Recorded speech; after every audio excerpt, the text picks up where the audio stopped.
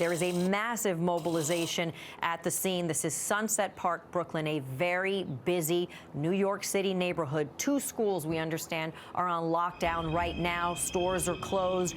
A massive mobilization. The NYPD is leading this investigation. We're looking here. This is video from inside that N train where this incident took place. According to our chief investigative reporter, Jonathan Dienst, he was told there may have been some sort of dispute on the train. We're not sure exactly what happened, what the motive for this shooting was, but you can see the smoke left over from that device that we are told was dropped on the train before this gunman began shooting at people. We're not sure if there were people that were targeted purposely or if it was some indiscriminate shooting. We are not sure if this was a terror attack or some sort of rage. Again, all of those questions hopefully to be answered in press conferences that we are expecting shortly.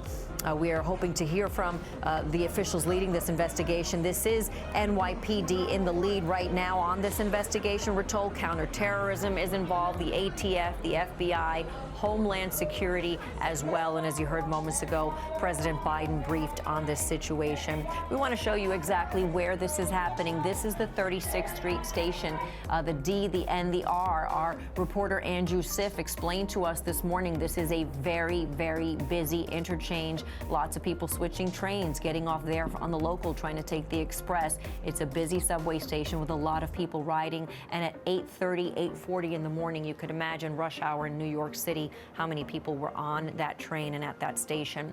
We do want to bring in Chief Investigative Reporter Jonathan Dienst, who's been briefing us all morning on this investigation. John. Yeah, and it's that video with the passengers evacuating that train that really helps tell the story, because the shooting started on that train while it was moving and as it pulled into the station. And the suspect threw some sort of smoke device or aerosol device, causing that smoky condition inside the train when the doors were closed, and then he began shooting. And 5 people were hit, but all believed inside that subway car. The train pulls into the station. That is an N train that was heading towards the city. The doors opened and passengers fled. The wounded fell out onto the subway platform, and fellow passengers tried to help them. And the gunman got away. In this video, we don't see the gunman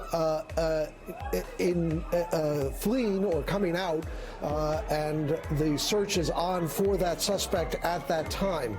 Now the passengers get out. Some of them run to the street. Others ran across the platform to a local R train and took that to the next station where they got out. We're told some of the people who were injured got out at that second station and then were taken to area hospitals as well. So a chaotic scene during the rush hour this morning when a man armed with an apparent smoke grenade and a handgun opened fire on a moving N train, shooting at passengers, hitting 5 of them, 13 people during the stampede injured in all, and the investigation very much ongoing.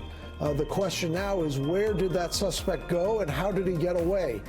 There are some reports that he made his way out through the tunnel. Others are saying he made his way up through the stairs and out onto the street. It is unclear, and the search very much underway. We are awaiting a news conference from police and MTA officials to give us an update on where the investigation stands. But as of now, we do have a description of the suspect, but that's about it. He's a 5'7" black male, about 175 pounds, wearing some sort of blue uniform, and he is on the loose at this time. And police are canvassing those area buildings that you see from our Chopper 4 to try to get surveillance video to see if any videos picked up the image of the suspect, so there's a clear image of him that they can share with law enforcement and the public to help identify this man so they can catch this suspect. But as of now, he's on the loose. Again, NYPD, as Darlene explained, does have the lead. FBI, ATF, HSI, all assisting, and FDNY removing the injured to the hospitals. Police and fire canvassing the hospitals now because some of the wounded may have self-evacuated, so there is the possibility that the casualty count could rise. Darlene? Jonathan Dietz with late details there. John, thank you. We want to head to the phone right now. We understand we have somebody on the phone with us who was on that train this morning. Kenneth Foote-Smith. Kenneth, are you there? Yes, ma'am, I'm here. Well, I hope and pray that you are okay, first and foremost. And can you tell us what happened, what you saw? Yeah, of course. So it started right about a little after when we pulled away from the 56th Street stop. There was a loud bang, and a lot of us on the train thought it was a window breaking. I was on the train car right in front of where the, I guess, attack happened. And we heard a loud bang and then followed by lots of screaming. And so we turned towards the train car, and we see white smoke starting to billow and fill up the train car, and people running at the doors that separate the train cars and banging on them, screaming for help, almost like a horror movie. And, some kind gentleman on the other side's trying to open the door to get to the connector, and unfortunately the door was jammed on our side, so they couldn't get in to the train. We hear more of the loud bangs, which we begin to assume are gunshots, and we begin to crowd towards the conductor's door.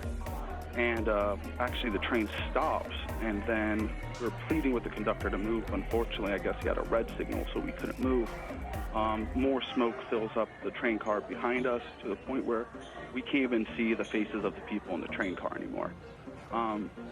We luckily pull up to the station very shortly after that, and we all run out once the doors open, and it's absolute bedlam. There's people fleeing up the stairs. Luckily, an R train pulled up, and there's people running into the R train until one of the conductors who was on the N train yells at everyone, "Get on the local train, everyone get on the R train." So we have injured people getting on the R train. There's mass hysteria, almost like a stampede of people, and we make it in, and the R train quickly pulls off to 25th Street, where we had to abandon the train and the station as we had multiple shooting victims on our train still, and so EMS and police had to make their way.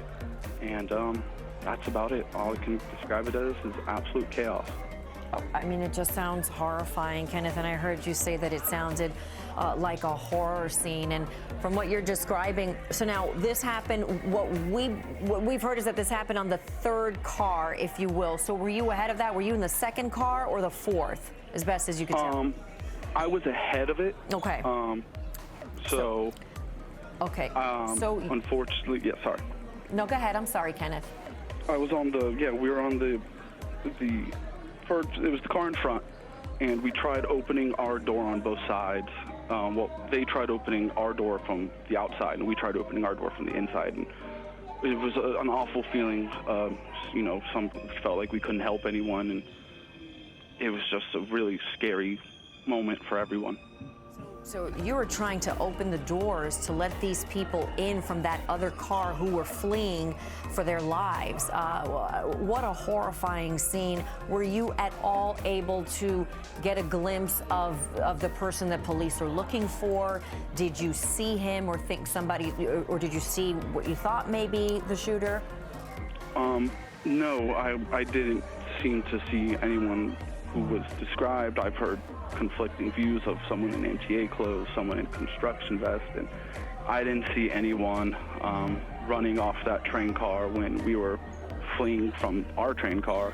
And no, I couldn't make out anyone yelling it's him or anything. Mm-hmm. I was just focused on surviving. Of course, no, just absolutely. being aware. Of course, as you should be. Now, Kenneth, it sounds like you heard some shots, and then there was a pause, and you heard more shots, because I noticed that you said you heard some screaming, a loud bang, and them screaming, and then the white smoke, and then you heard what sounded like gunshots. Were you able to tell whether there was a pause in the gunshots, or that first bang was perhaps the smoke? It makes more sense now that I know it's a smoke device, that perhaps the first loud kind of bang was the smoke device going off. But maybe about 20 seconds into the smoke kind of filling up, we heard a little more rapid pops go off, and I heard from people directly in that train car who made it to my train car on the local R train that they heard up to 7 shots. And you rode that R train then. Were you in the car where the conductor was on the first train, on the N train? Yes, the conductor was in that car. And did he say, did you hear him say anything? With the rest of my car kind of pleading with him when the car was stopped in the tunnel, I couldn't really hear him, and we only really heard him once we were on the platform, and he was telling everyone to get off the N train and everyone onto the R train. So just to be clear, this happened while you were in the tunnel, and the train stopped then and there, or was that just the stop that it would have been making prior to pulling into the station? I could be, because I know we were stopped by a signal. Someone made a comment that the signal was red, and that's why we weren't moving. So I'm sure it was, the usual pre-stop or pulling up into the station platform. So just some horrifying timing that while you were stopped, this started to unfold, and then your train sort of rolled into the station, and that's the video we see where everybody is sort of spilling out. I know you're on the phone. I'm not sure if you can see it, but we see some video where your train had pulled in and everybody is jumping out. What were your thoughts, Kenneth, when you got out, you got into the next train, you're looking now at gunshot victims? What was going through your mind? I just really had to hope that that person wasn't on this car somehow, and that I really hope this wasn't, race fueled, because it did happen in Sunset Park, and it is a majority Asian population. We know the Asian population is facing a lot of increased hate in the past few months, and so I really hope it wasn't hate race charged or anything. Well, yeah, we're going to hopefully hear from police coming up on what information they have. So much of this is preliminary, so we've heard from law enforcement sources right now that they will be speaking soon, so we don't know exactly what motivated this for sure. But Kenneth, we are certainly so glad that you are okay. I can only imagine how shaken up you are, and we really do appreciate you taking the time to talk to us. Thank you so much, Kenneth.